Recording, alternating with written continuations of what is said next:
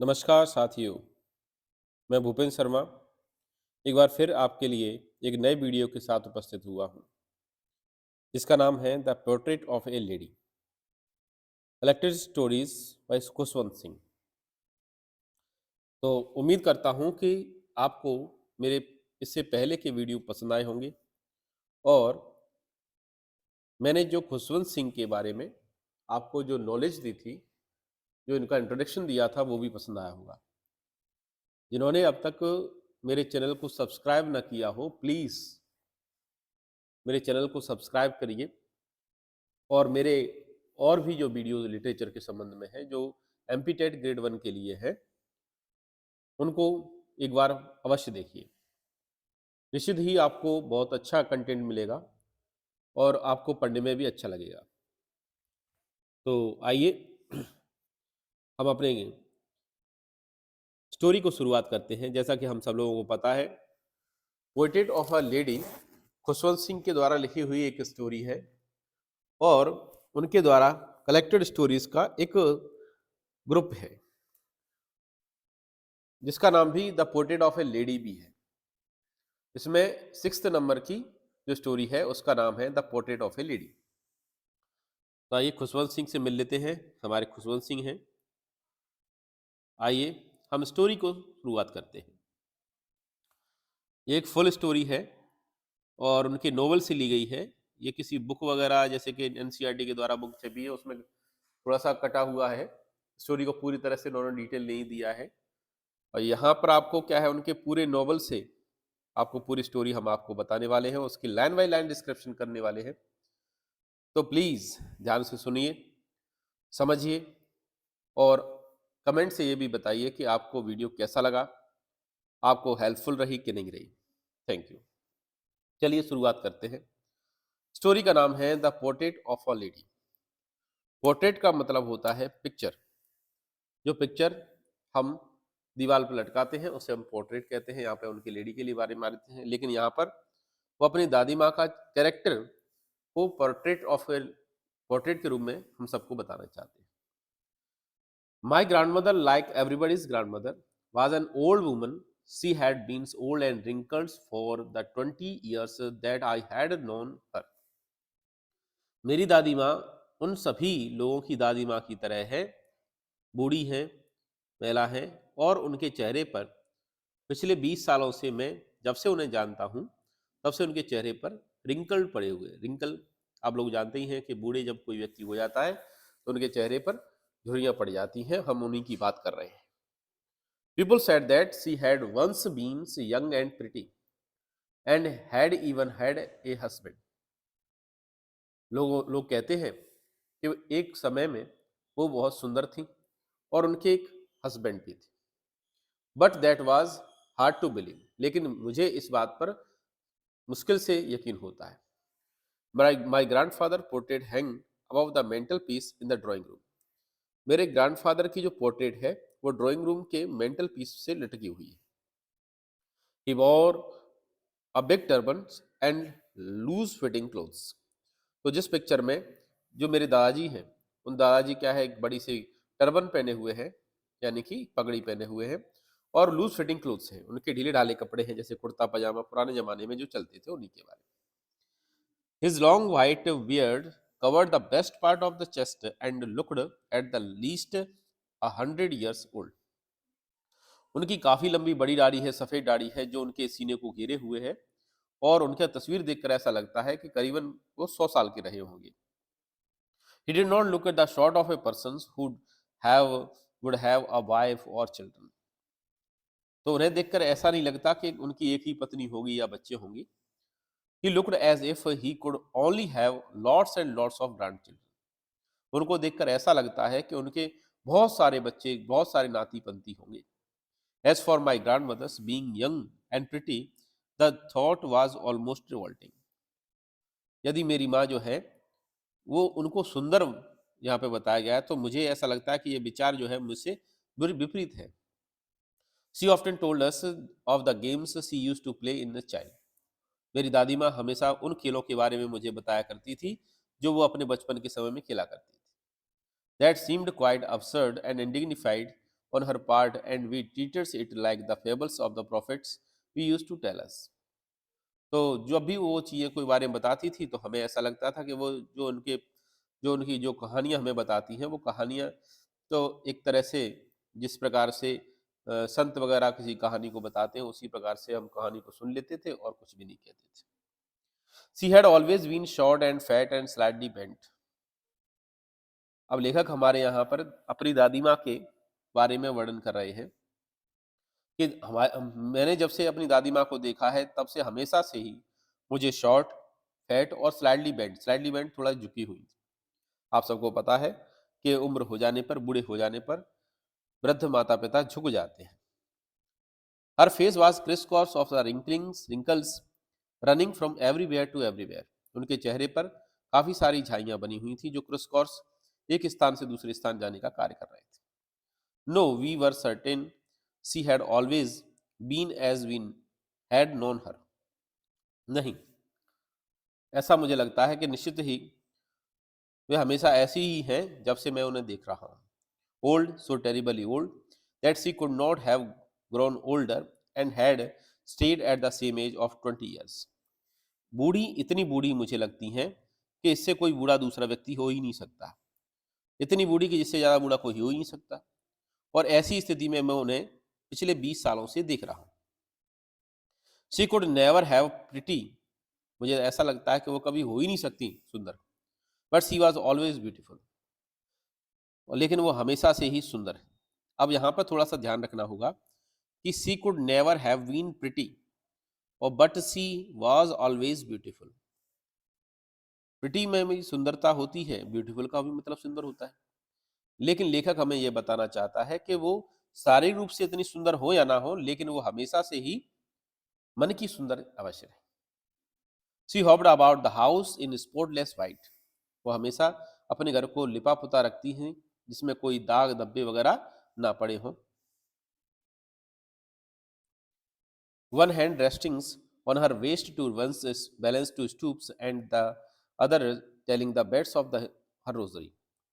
एक हाथ से अपने कमर पर हाथ रख के और दूसरे हाथ से अपने क्या है रोजरी यानी कि माला को फेरते हुए अपने अपने भगवान के नाम को हमेशा लेती रहती थी। Her silver locks were scatters untidily over the pale puckered face and her lips constantly move in the inaudible prayer. उनके सिल्वर लॉक्स का मतलब उनके बाल जो लट थी, जो बूढ़े पड़ जाने पर सफेद बाल हो जाते हैं उन्हें सिल्वर हो जाते हैं, तो यहाँ पर सिल्वर उनके लिए कहा गया है। लॉक्स जो क्या है बाल होते हैं, लट आ जाती है उसे हम लॉक कहते हैं। तो उनके चेहरे पर ये हमेशा आ जाती थी और उनका जो पेल फेस था, पिक्वुड फेस था और उनके जो लिप थे वो हमेशा क्या करते थे इनऑडिबल प्रेयर करते रहते थे। वह प्रार्थना करते रहते थे जिस प्रार्थना को सुना नहीं जा सकता। Yes she was beautiful, she was like the winter landscape in the mountain. हाँ, वह बहुत सुंदर थी। ऐसा लगता था जैसे कि ठंड के मौसम में जिसे आपने देखा होगा माउंटेन्स के ऊपर बर्फ जम जाती है उसी प्रकार से। An expanse of pure white is serenity breathing peace and contentment. ऐसा प्रतीत होता था कि दूर तक फैली हुई सफेद सुंदरता जो है उनको शांति और अनुभव का प्रतीक करती हूँ। My grand mother and I were good friends. मेरी दादी माँ और मैं दोनों ही अच्छे दोस्त थे। My parents left me with her when she when they went to live in a city. We were constantly together. तो मेरे माता पिता मुझे मेरी दादी माँ के पास छोड़ के चले गए जब वो शहर में रहने के लिए गए और हम दोनों एक दूसरे के साथ रहने लगे। She use to woke me up in the morning and get me ready for school. वह दादी माँ मुझे रोज क्या है जगाए देती थी और जगाने के बाद मुझे तैयार भी किया करती थी, तो स्कूल के लिए तैयार करती थी। She said her morning prayer in monotonous sing song. वह हमेशा अकेले ही अपनी प्रार्थना किया करती रहती, गाती रहती थी, भजन वगैरह करती रहती थी। while she bathed and dressed me in a hope that I would listen and get to know it by heart। तो जब वो मुझे नहलाती थीं, मुझे कपड़े पहनाती थीं और तब मुझे क्या है वो प्रार्थना करती रहती थी और मुझे ये सब चीज़ें सुनाती थीं। ऐसा लगता है कि वो मुझे सुनाती इसलिए थी कि मैं उन चीज़ों को ध्यान से सुनूं और अपने हृदय में उन्हें बसाऊं। I listened because I loved her voice but never bothered to learn it. मैं अपनी दादी माँ की बातों को सुनता था, उनकी कहानियों को, उनकी कविताओं को, उनकी प्रार्थना को सुनता था, क्योंकि मुझे उनकी आवाज़ बहुत पसंद थी और वो मुझे कभी परेशान नहीं करती थी। Then she fetched my wooden slate, which she had already washed and pasted with yellow chalk and a tiny earthen ink pot and a red pen tie with all in the bundle and hand it to me. फिर उसके बाद वो क्या करती थी, मेरी जो लकड़ी की स्लेट थी, उस लकड़ी की स्लेट को पहले से ही धो धा के बिल्कुल रेडी कर देती थी और चौक को बिल्कुल घोर गा के क्या कर देती थी, एक कैप पेस्ट बना देती थी। पुराने जमाने में लकड़ी की स्लेट पर इसी प्रकार से लिखा जाता था। और छोटा-सा क्या है, मिट्टी का एक बर्तन होता था, उसमें क्या है भर के इंक देती थी और साथ ही साथ एक रीड पेन, एक बाँस से बना हुआ एक पेन होता था, कलम होती थी। उसको रीड पेन कहते थे पहले, कलम। Tie them all in bundle and hand it to me. एक बंडल में इन सब चीज़ों को बाँधकर वो मुझे देती थी। After a breakfast of thick stale chapatis, तो नाश्ता क्या करते थे? Thick steel chapatis with little butter and sugar spread on it. हम सब लोगों ने भी खाई होंगी, आप सब लोग, हम सब लोग एक जैसे ही हैं सब लोग। तो क्या होता था कि सुबह सुबह जब डबल रोटी नहीं चलती थी, तो उस समय रोटी के ऊपर थोड़ी शक्कर और घी लगा के क्या है हम सब लोग खाया करते थे। We went to school, she carried several steel chapatis with her for the village dogs. इसके साथ ही वो अपने साथ क्या लेके चलती थी, कुछ बासी चपातीस भी लेके चलती थी, जिससे क्या है गांव के कुत्तों के लिए लेके चलती थी। My grandmothers always went to schools with me. मेरी ग्रैंड मदर मेरे साथ हमेशा स्कूल जाती थी, because the school was attached to the temple. क्योंकि जो स्कूल था वो टेम्पल से जुड़ा हुआ था। The priest taught us the alphabet and the morning prayer. जो मंदिर के पुजारी थे वो हमें अल्फाबेट सिखाते थे और मॉर्निंग प्रेयर भी करते थे। While children sat in a row in either side of the veranda, singing the alphabet or the prayer in chorus. My grandmother sat inside reading the scriptures. हम सभी बच्चे वरांदा के दोनों तरफ एक एक लाइन लगा के क्या बैठ जाते थे और अपने अल्फाबेट और प्रेयर को दोहराते रहते थे, जबकि मेरी दादी माँ मंदिर के अंदर बैठकर धार्मिक ग्रंथों को पढ़ा करती थी। When she had both finished, we would walk back together. जब हम दोनों का ही खत्म हो जाता था, मेरी दादी माँ का ग्रंथों को पढ़ना और मेरा क्या है पढ़ना, दोनों का हो जाता था, तो हम दोनों लौटकर अपने घर की ओर निकलते थे। This time the village dogs would meet us at the temple door. और इस समय ही क्या है, गांव के जो कुत्ते थे वो कुत्ते वहां पर आ जाते थे और हमारे पीछे पड़ जाते थे। They follow us to the our home growlings and are fetching each other for the chapatis we threw to them. और वो एक दूसरे से लड़ते रहते थे, घुर्राते रहते थे, जिससे कि चपाती उन्हें मिल जाए। तो हम उनके सामने क्या है, जो स्टील चपातीस लेके आते थे वो उन्हें क्या है फेंक देते थे। When my parents were comfortably settled in city, they sent for us. जब मेरे माता पिता अच्छे से शहर में बस गए तो उन्होंने हमें बुलवाया भेजा। They were turning point, that was turning point in our relationship या फ्रेंडशिप। यहीं से हमारे क्या है, मेरी और मेरी दादी माँ के बीच में जो संबंध थे उन संबंधों की स्थिति में बदलाव आ गया। Although we shared the same rooms, my grandmothers no longer come to school with me. यद्यपि हम दोनों ही, मैं और मेरी दादी माँ एक ही कमरे में रहते थे, लेकिन वो अब मेरे स्कूल नहीं जाया करती थी। I used to go to an English school in a motor bus.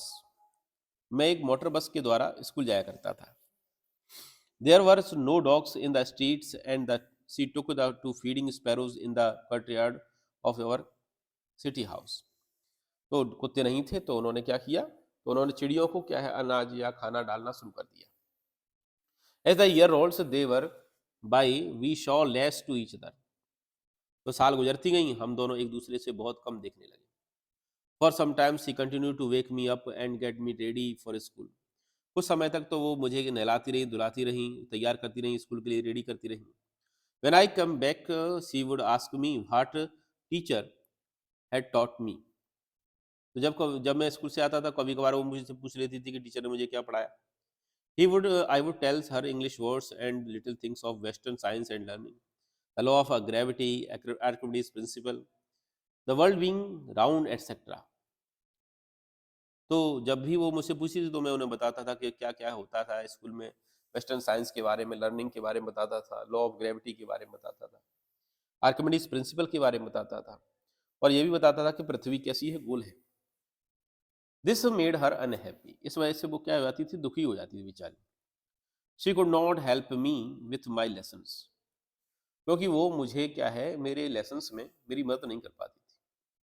She did not believe in the things they taught at the English school and was distressed that was no teachings about God and scriptures. तो वो इसी बात से गुस्सा रहती थी, परेशान रहती थी कि उनके इंग्लिश स्कूल में कोई भगवान के बारे में, स्क्रिप्चर्स के बारे में नहीं पढ़ाया जाता। One day I announced that we were beings given music lessons. तो एक दिन मैंने घर में बताया कि हमें म्यूजिक लेसन क्या है, दिया जा रहा है। शी वॉज वेरी डिस्टर्ब, इस बात को सुनकर वो बहुत ज़्यादा डिस्टर्ब हो गई। इस बात को ध्यान में रखना है कि किस बात से वो डिस्टर्ब हो गई थी। सबसे पहले तो ये था कि गॉड गॉड एंड स्क्रिप्चर्स के बारे में पढ़ाया नहीं जाता था। दूसरा बात ये था कि उन्हें क्या है, म्यूजिक लेसन के बारे में प्रॉब्लम थी। To her music her loved association, उनके लिए जो म्यूजिक था, वो म्यूजिक क्या है, ल्यूड एसोसिएशन के लिए था। ल्यूड एसोसिएशन का मतलब होता है वन, जैसे भिखारी वगैरह है ना, जो तो रास्तों पर क्या है, पुराने जमाने में ऐसा होता था कि संगीत को एक उच्च दर्जे के व्यक्तियों के लिए नहीं माना गया था। ऐसे व्यक्ति के लिए माना गया था जो गा बजाकर अपना पेट भरते हैं, उनके लिए। तो उन्हें ऐसा लगा कि भाई म्यूजिक जो है हमारे बच्चे को नहीं सीखना चाहिए, है ना। It was the monopoly of harlots and the beggars. देखो यहाँ पर क्या क्लियर किया है कि उन्हें, उनका मानना था कि ये भाई हरलॉथ और बेगर्स के लिए ही बनाया है music, not meant for the gentle folk, अच्छे व्यक्तियों के घर के लिए नहीं है। She rarely talk to me after that, इसके बाद वो मुश्किल से मुझसे बात किया करती थी कि नहीं, हमें, हमारा लड़का तो जो है एक अच्छा लड़का है, अच्छे परिवार से आते हो, जो गाना बजाना सीख रहे हैं, तो ये अच्छी बात नहीं है। When I went up to the university, I was given a room of them my own. जब मैं यूनिवर्सिटी पहुंचा तो मुझे मेरा अकेले अलग से कमरा दिया गया। The common link of friendship was snapped. तो जैसे रूम अलग अलग हो गया तो मेरा और मेरी दादी माँ के बीच में जो कॉमन लिंक थी कमरे में एक साथ रहने की, वो भी खत्म हो गई। My grand mothers accept her seclusions and resignations, मेरी दादी माँ ने एकांत स्वीकार कर लिया और अलग रहना शुरू कर दिया। She rarely left her spinning wheels to talk to anyone. जब भी कोई उनसे बात करने के लिए तैयार होता तो भी क्या है, वो स्पिनिंग व्हील करती रहती थी। गांधी जी का चरखा देखा है आप सब लोगों ने, उसी को क्या है घुमाती रहती थी। From sunrise to sunset she sat by her wheels spinning and reciting prayers. उनका केवल यही काम था कि मतलब अपने व्हील को घुमाती रहती थी और अपनी प्रेयर को क्या है दोहराती रहती थी। Only in the afternoon she relaxed for a while से टू फीड एस्पोरस। दोपहर के समय ही थोड़े समय के लिए वो आराम किया करती थी और अपने चिड़ियों को भोजन खिलाती थी। While she sat in a veranda breaking the breads into the little bites, hundreds of the little birds collected round her creating the very welcomes of the chirpings. तो जब दोपहर के समय वो बरामदा में बैठती होती थी तो सैकड़ों चिड़िया उनके पास आ जाती थी और सैकड़ों चिड़िया आके चिरपिंग करती थी। Some came and perched on her legs, other on her shoulders, some even sat on her head. कुछ चिड़िया तो उनके पैरों पर बैठ जाती थी, कुछ हाथों पर, कुछ कंधों पर, कुछ उनके सर पर भी बैठती थी। She smiled but never shooed them away. उन चिड़ियों को देखकर बड़ी खुश हो जाती थी वो और कभी भी उन्हें भगाती नहीं थी। It use to be the happiest half hour of the day for her. ये उनके लिए सबसे खुशी का समय होता था। When I decide to go abroad for further study I was, जब मैंने विदेश जाने के बारे में सोचा और इस बारे में उनसे सूचना की, I am sure my grand mother would be upset. मैं निश्चित था कि मेरी दादी माँ मुझसे क्या है परेशान हो जाएंगी। I would be away for 5 years। मुझे 5 साल के लिए विदेश जाना था। And hut at her age one could tell never tell, और उस उम्र पे वो मुझसे कुछ बात नहीं कर सकी। But my grandmothers could, लेकिन मेरी माँ कर सकती थी। She was not an even sentimental, she came to leave me at the railway station but did not talk or show any emotions. वो मुझे छोड़ने तक रेलवे स्टेशन तक आई, लेकिन उन्होंने मुझसे कुछ नहीं कहा और ना ही कोई अपने इमोशंस व्यक्त किए। हर लिप्स मूव्ड इन प्रेयर, उनकी प्रार्थना जो थी, उनकी हमेशा उनके मुंह जो होठ थे वो हमेशा प्रार्थना में चलते रहते थे। Her mind was lost in prayer, हमेशा उनका जो मस्तिष्क था प्रार्थना में ही लगा रहता था। हर fingers were busy telling the beads of the rosary, उनकी उंगलियां हमेशा अपनी की माला को घुमाती रहती थी, फिरती रहती थी। Silently she kissed my forehead and when I felt I carried the most imprints on perhaps the last sign of the physical contact between us. उन्होंने मेरे सिर को चूमा और ये मुझे लगा कि हाँ, मेरी दादी माँ के साथ जो उनका आखिरी फिजिकल कॉन्टैक्ट था उसको मैंने महसूस किया। But that was not so, लेकिन इतना ही नहीं है। After 5 years I come back home and was meet by her at the station, लेकिन जब मैं 5 साल के बाद वापस लौट के आया तो दादी माँ मुझे लेने के लिए फिर स्टेशन पर पहुंची। She did not look a day older, उन्हें देखने से इतना भी नहीं लग रहा था कि एक भी दिन क्या है हुआ हो उन्हें निकले हुए या उन्हें छोड़े हुए। जैसी मैं छोड़ के गया था वैसी ही थी।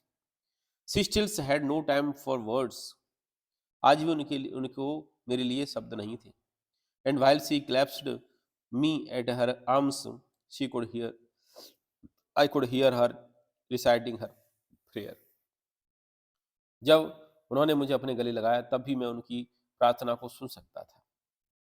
Even on the first day of the arrival, she her happiest moment were with her sparrows, whom she fed longer, and with the previous books. तो जब उनके लिए क्या है, जब मैं वापस लौट के आया पहले दिन भी, जो मेरा सबसे अच्छा दिन था, पहला दिन था, उस दिन भी उन्होंने अपने हैप्पीएस्ट मोमेंट को नहीं छोड़ा।